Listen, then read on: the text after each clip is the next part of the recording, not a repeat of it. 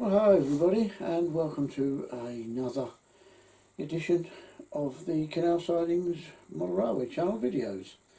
I think this is number 56. They're going up quite fast now.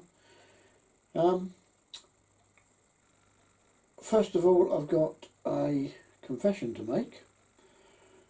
The last video I talked extensively about the Lima power cars. I have failed miserably to get the one power car that I had a bogey in to work reliably. It's all down to dirty wheels. Anything else I run round the track doesn't get dirty wheels. As soon as I run that Lima loco, after about 2 or 3 circuits, the wheels get dirty and it will not work anymore. That's absolutely no good to me at all. I can't be doing with locos that just don't run nearly perfectly. I accept the occasional error, but near perfection is what I require. So I have cut my losses on the Lima locos, and I have bought 2 Hornby power cars. They're on the way from eBay. One is brand new and one is, used but mint. Unfortunately, they are 2 slightly different vintages. They're both virgin, but one is a 3-pole motor and the other is a 5-pole motor. They may well not run happily together. That's to be found out. They also are the type that, although they appear to have the roof baffles, they also appear to have guards compartments. So whether I will be able to do anything about perhaps using the Lima bodies on them, I have no idea. Until they arrive, it's a complete unknown. I can try and see how well they run speed-wise together. I'm sure on DC they will be quite different speeds. On DCC, of course, I should be able to match the speeds.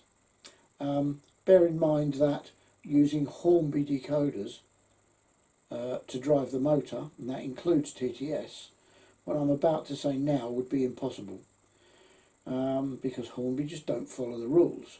So therefore there's no way of speed matching 2 locomotives with Hornby decoders in them. Can't be done. Well, if it can, then Hornby don't know how to do it because they don't tell you.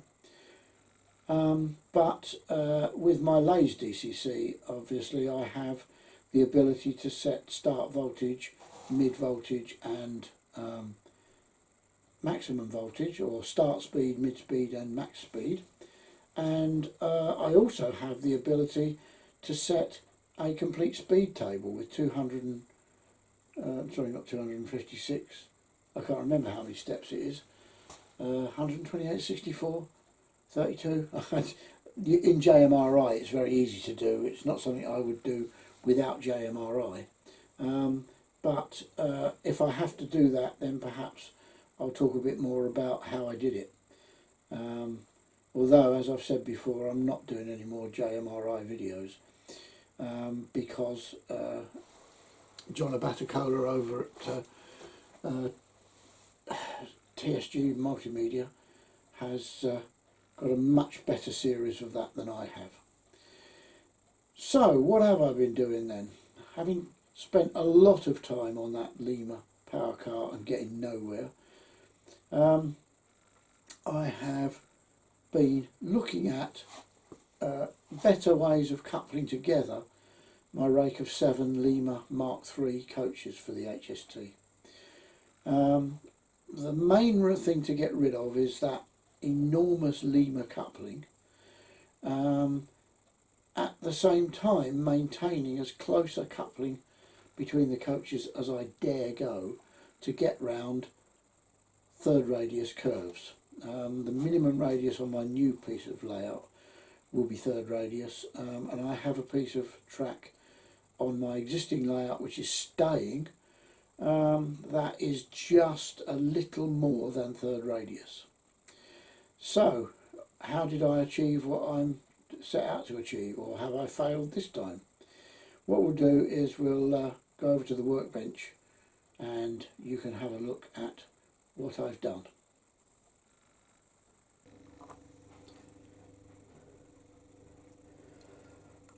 Well, here we are at the workbench, and what you're looking at is a bogie from a Lima 75-foot Mark III coach, and this is the bit that I want to improve upon, this coupling here.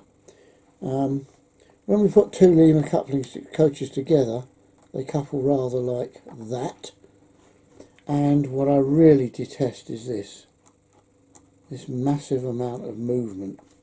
Pushed right up close like that, they are quite closely coupled, but when they end up like this, they look terrible. All of that gap ends up as a gap between the coaches. Lima have been masters of their own downfall here in terms of the length of that pair of hooks, because, and I think it's down to being able to get round curves like that, because that hook is now straining to try and get away from there. So that's probably why they've been made so long, for real train set curves and very large vehicles. What I want to do is get it round a third radius curve. Now the minimum radius on my layout at this moment is just a little bit larger than third radius, but there will be a third radius curve on this layout. It won't be on the main line, and therefore there would be no point in an HST ever going along it, but just in case I ever feel that I would like to hold the train up in the loop, I am going to make it big enough. Sorry, I'm going to make it capable of going round a third radius curve, and the radius of that is 505 millimeters, which is just about 20 inches. I think it's 19.88 inches. So that's what I intend to do. So how do I go about it? Well, what I've decided is, going round that sort of curve, I've decided that I will get round it if I can stay that close together on the bogies. These are virtually touching. And I've done a lot of measurements, and in order for that, I now know how to fit the new couplings that I want to fit. What I have actually got here is a mounting block and a coupling with an NEM pocket.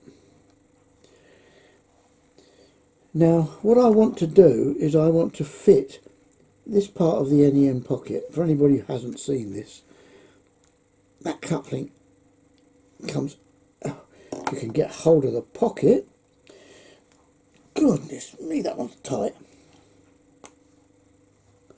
That one comes out of there like that. That was really tight, I can't believe it. That's, these little fingers here hold it in. And you can get various types of coupling that will go into those. I have a few more here. That's your standard tension lock, your small one. I have a KD coupling. I have a Hornby Roco style close coupling, and I have a solid bar coupling. They will all plug into those pockets. So, and Hornby couplings and KD couplings are available in many sizes. So yeah, that's many lengths, and KDs in particular are available in all sorts of different lengths. So that's what I want to achieve. Now the bit that you'll have to work out for yourselves if you ever do anything like this is where the coupling's going to end up. Now these, which are mounting blocks for for tension lock, oh dear, these mounting blocks for NEM couplings are from what are they called? Parkside. They are PA34 is their type, and they are for standard Bachmann couplers. Parkside don't sell them anymore directly. I'm not even sure that Parkside are still in business, but it certainly appears that Gauge Master have got the rights to sell Parkside, and they are still distributing them to other outlets. There are several on eBay, and I've found a few elsewhere as well.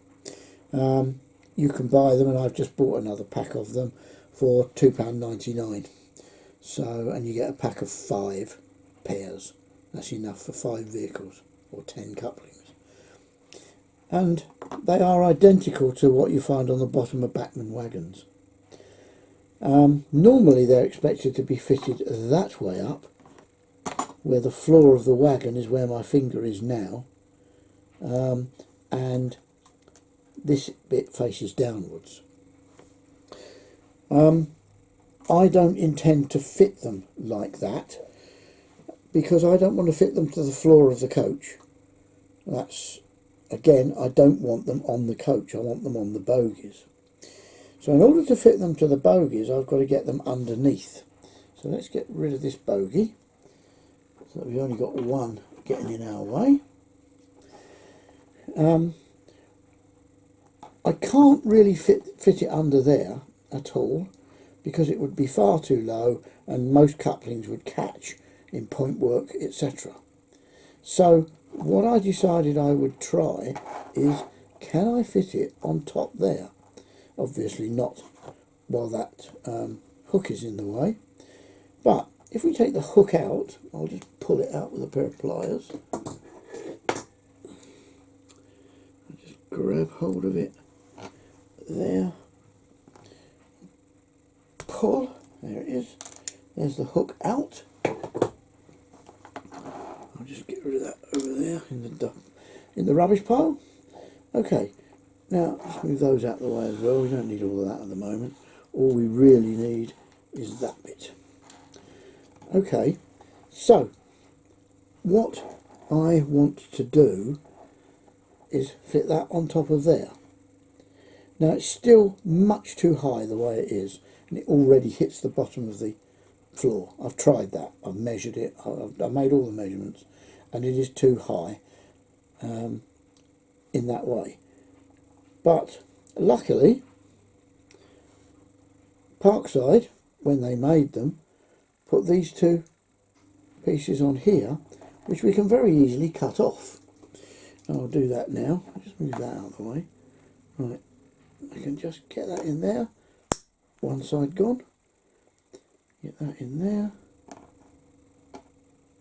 Other side gone. And now, with my trusty, and anybody who's watched my videos will have seen this before, my diamond board, I will just clean up the bits that I took off to get a flat surface. A little bit more, didn't quite get such a good removal that time as I usually get, but we're trying to get a flat surface underneath. Yeah, we're getting there now.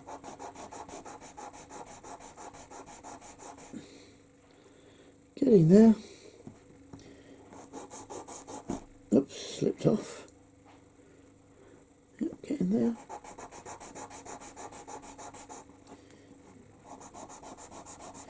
I find keep turning it round, changing the direction, means that you don't bias yourself one way too much. But you do tend to keep losing it.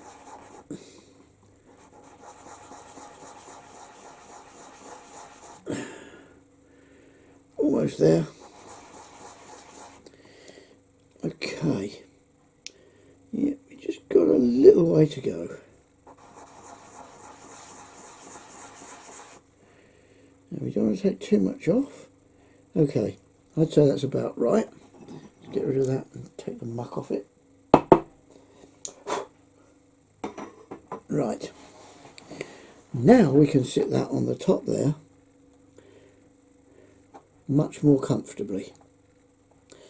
Still not right because there's some lumps in the way, so let's get rid of those. This is not for the faint-hearted because you can never get the Lima coupling back on. So what I'm going to do now is I'm going to take this lump here off because we don't need it.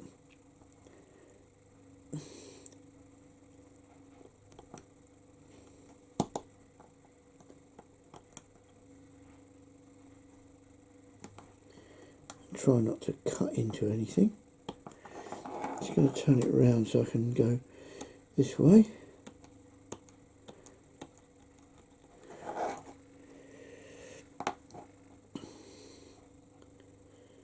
Nearly there. Just a little bit more off there. That's it. Got it. Right. Just clear this mess off of here. Right. So that's now gone. I also need to take this lump off because it's going to be in our way.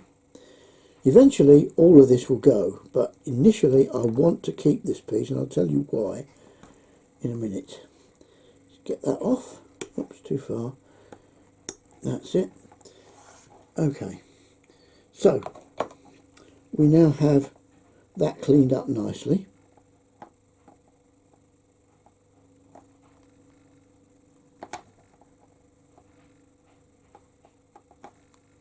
Odd.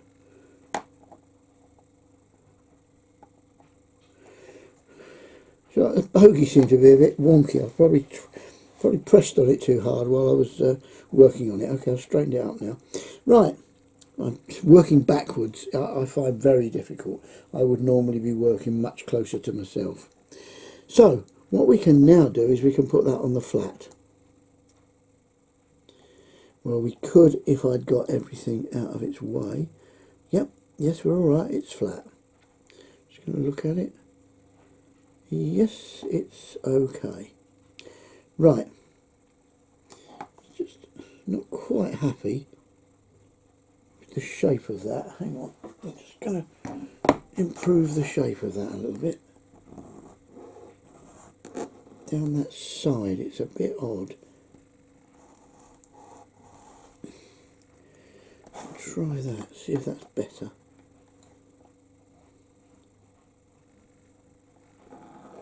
Just need to turn it round. Is it that there's still a lump there? No, it's fine. It's okay. Right, I'm happy with that. So, I can get that on a flat surface now. So, if we put the coupling pocket into it, and these go in one way up. If you look, you can see that. I'll hold it in tweezers so that my hand isn't in the way. This piece that drops into there is tapered. It's narrower, as I'm showing you at the bottom. Get that out of the way, you better see it better. It's narrower at the bottom than it is at the top. And we need to put the narrow end in first. That's the correct way up for these.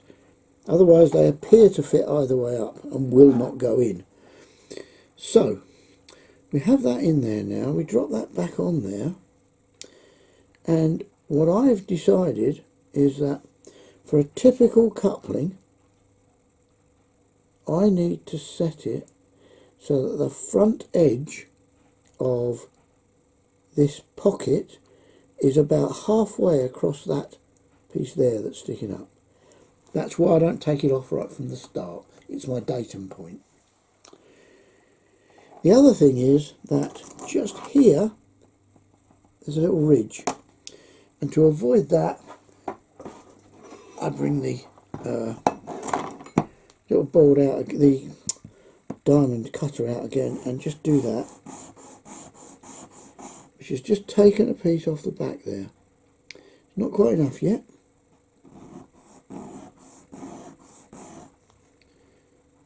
That's better. The super glue that I'm going to use to stick it on is actually fairly thick, so it will still work. So I can now put that on there. It will sit flat, and just looking at the height, yep, the height should be okay. There's still a little bit of a lump there. This, I haven't got all of this off. Just going to get that piece there off.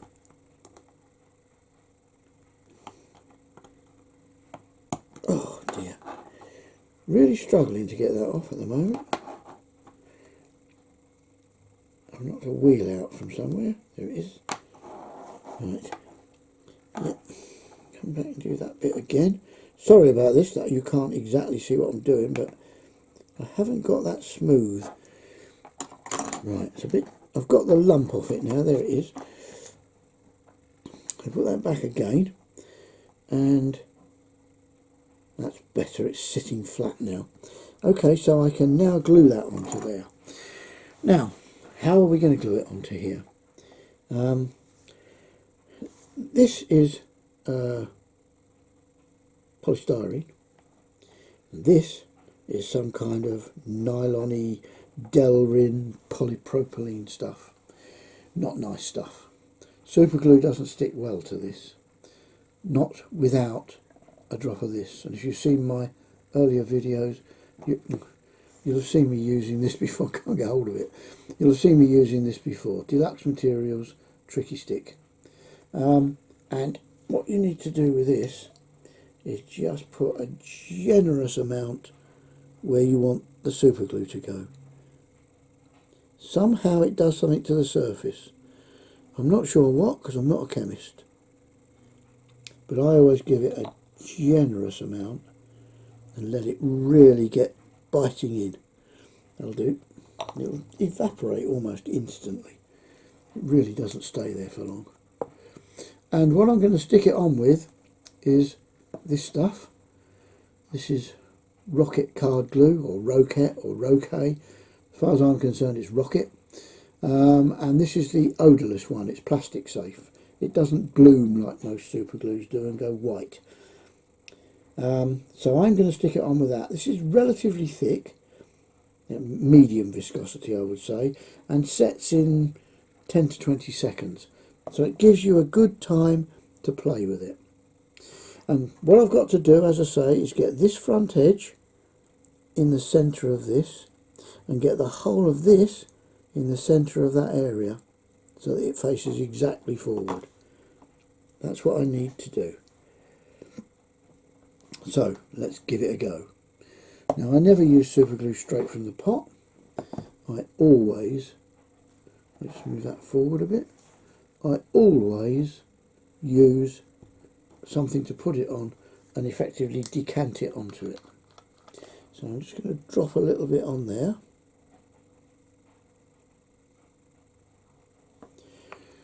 Always keep a bit of tissue handy to wipe the top of the glue pot, and then don't go and put your finger in where you've just wiped it. Right, that'll be enough of that. Now, a little screwdriver, just pick some up and drop it onto there. You want a fair amount so that it can fill the gaps. I'm going to have to turn it round. Can't get to it like that.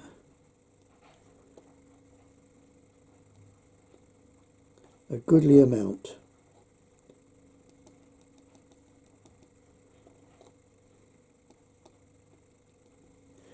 Right, I'll clean that off. I'll clean the super glue off there and fold it back the right way. Hope you don't stick your hands to it. Yeah, I've got super glue on my fingers. Not a clever thing to do. Right, okay.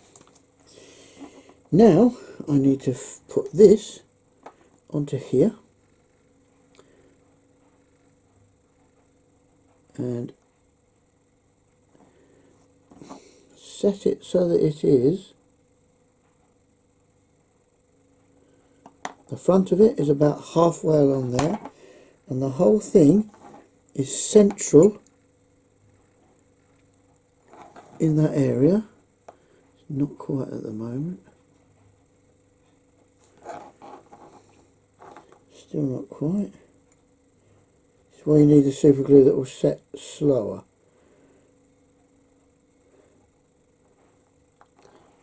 And we're about halfway. We're pretty much central and square. And now a little clamp. I can't hold this low down because I've got to get a good grip on it. Right, that clamp is now holding that in place while that super glue sets. I've got it pretty well right. I'm not quite convinced that that's in the right place. Let's move it over a little. Trouble is, it has a tendency to move when you drop the clamp onto it. That wasn't too bad. That's it. I'm going to leave it like that. Now, while that sets, I'll just put that over there to set. While that is setting, I'm going to tell you something else. I'm not going to do this bit on camera because it involves drilling holes and it's quite boring. And that was a pun intended. But it takes a little while, so I'm not actually going to do it on camera. But what I will say is, here is one I completed earlier with the coupling on it that I favour using, which is one of the Hornby Roco type.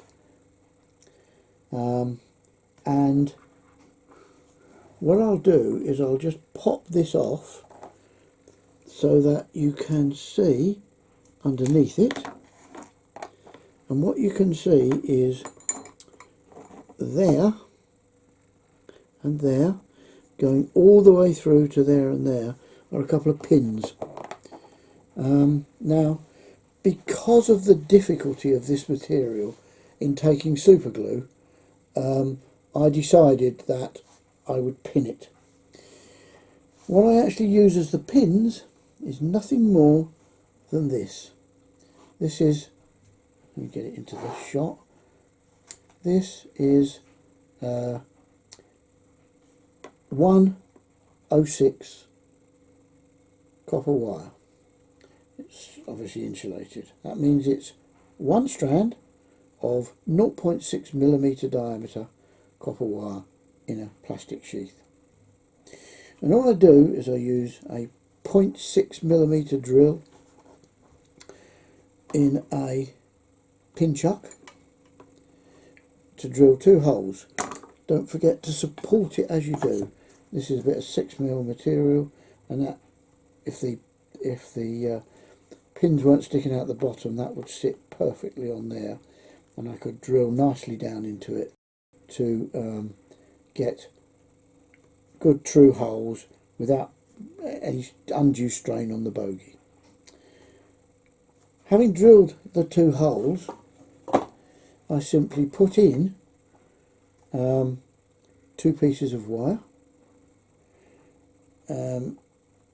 I start off with them flush at the bottom, cut them off at the top, and then push them down into the top so that they stick out the bottom a little bit. They must be flush at the top because you don't want them interfering with the movement of the pocket, the coupling pocket. Having done that, I then take some different super glue, another Rocket super glue, but this time the one that's called Rocket Hot. It's super thin and will get everywhere if you're not careful with it. And it will run down any gaps at all. And I actually put it here and here and let it run down into the sides of there and stick into there, and also probably to there. I do put a little tiny drop on the top.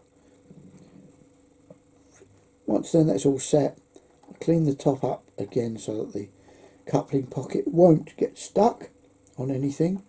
Trim the bottoms off and just get rid of the roughness so that you're not going to cut yourself on them. Having done that, I know that that coupling is not going to come off of there under tension when the train gets jerked by a loco that suddenly has stalled and then suddenly starts moving, everything is going to work. So I'll now put this coupling back in like that. This one now should be set, the one that we were doing earlier. Let's take it off. Like I say, I'm not going to pin it on camera, but it is set there now, and all I need to do is the same thing to get the pins into it. So what I'm going to do now is trim the rest of this off. In order to do that, I would normally leave this longer, but in order to do that, what I need to do is remove this coupling pocket like that, so that I can cut this all off. One piece. Just turn it around. Sorry you can't see this, but I've got to be really careful. Right, that's got rid of most of that. I'll just take a little more off of this.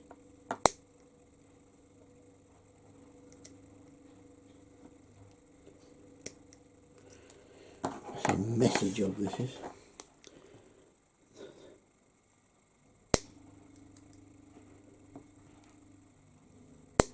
Right, there we go. That's pretty much all of what was left of the coupling. I just dropped something. Not sure what it was or whether it was important. I'll go look for it later.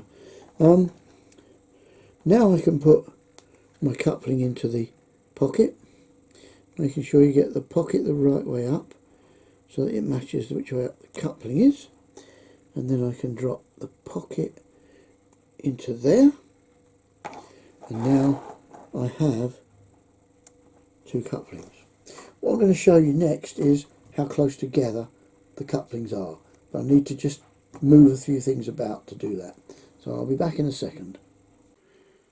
Okay, here we have the two coaches set up on actually a piece of Pico Code 75 track, so the Lima wheels do tend to knock a little bit along the tops of the chairs, but we'll live with that. Okay, so if I move this coach, they couple up. Now they're coupled. No flapping about between them, and reasonably close together. They almost move as one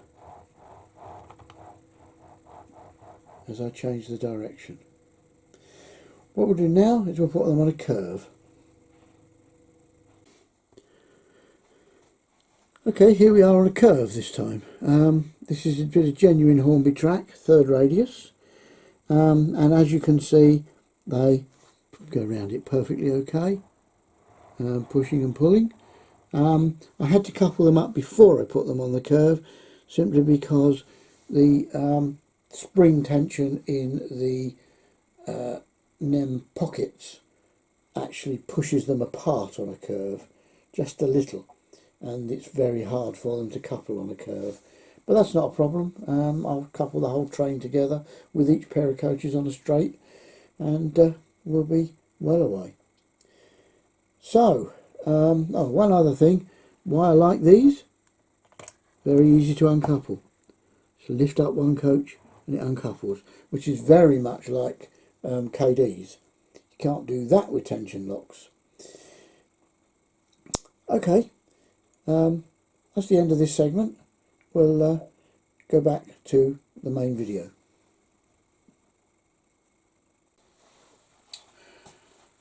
So there you have it.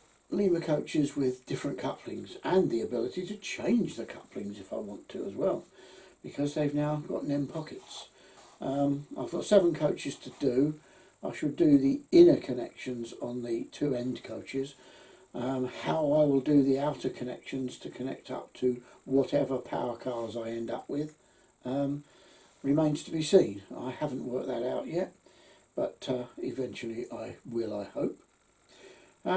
Just before we go, one more thing which will form the basis of a video possibly fairly soon is I have a Class 37 which for a long time I've been intending to turn into a celebrity loco, which was a rail blue loco with Transrail logos and named Sister Dora. That loco ran from about 1996 up until 2001, 2002, in that guise. Well, certainly with the Sister Dora names and in blue. Whether the Transrail logos were still on it for the whole of that time, I'm not sure. But it was a bit of a celebrity because it was the only loco that looked like that. So what I've been doing is playing about with some Vitrains bodies. You can get a Lima loco Sister Dora, but it's actually not quite right, so I decided to do my own. And I've been playing about with some loco bodies, and I tried stripping the paint off of a Vitrains loco, only to find that my method of paint stripping actually softened the plastic. But luckily I realised that the body that I was trying to use wasn't going to work anyway. It wasn't the right body. So what I've done is I've brought as close as I can get to the right body shell from Vitrains that will fit the Vitrains chassis that I've got. And it's this, which is a blue liveried Class 37. This one's numbered 37131, but it's a good starting point. What's wrong with it for Sister Dora? Well, what's mostly wrong with it is the ends are the wrong type. The ends for Sister Dora should have the horns in the top, should have telltales of central multiple unit working doors, which were never used, and has the marker lights further apart, and also should have a high intensity light on the front. Apart from that, it's perfect. But I do have some ends which are correct for Sister Dora. The only other thing that's wrong with this body shell is the fact that it has no horns in the nose, so it has these cutouts in the roof for horns. And what I need to do is fill those in and then respray the body where the filler is. I also need to take off the number logos and the numbers and the arrows of indecision logos from both sides, because Sister Dora didn't have those. It, as I say, was Transrail branded, remember that there, I think, with Transrail written along there, and 37116. So, other than that, this loco is correct. It has the correct roof. There are two different roof profiles here, not profiles, types. One has a lot of hatches, this one doesn't. It's correct for Sister Dora in that respect. It's also correct from the point of view that it has these half-length grills in the nose and not the full-length ones at both ends, and therefore it has the fire point, I don't know what it is, I think it's to turn the sprinklers on or something, in the right place for Sister Dora. Other than that, it is absolutely correct. I have been experimenting with another Vitrains body that I've got, which used to have, would you believe it, places for horns in the roof, and I have successfully filled them. This is the paint colour that I intend to use. It's a rather light colour at the moment due to the fact that it is only very thin over a sort of grey primer. But this end is unpainted, it's just grey primer over the filling, and I'm quite pleased with what I've achieved, and I managed to achieve pretty much the same result both ends. So I'm confident that Sister Dora is now a goer. I've got some etched nameplates for it, I've got the chassis, I now have the body. All I need is the luck to make it work. What I'll do is I'll just put up now some pictures of the actual loco. I'll just put a quick picture of Sister Dora herself, and that will just show you what I'm looking to do. And I'll put a picture of the loco, a much closer up picture of the loco as it was in 2016, having lost its nameplates and its transrail markings, but still being in rail blue. So hope you enjoy those pictures, and I will say goodbye, thanks for watching, and I'll see you again soon. Bye for now.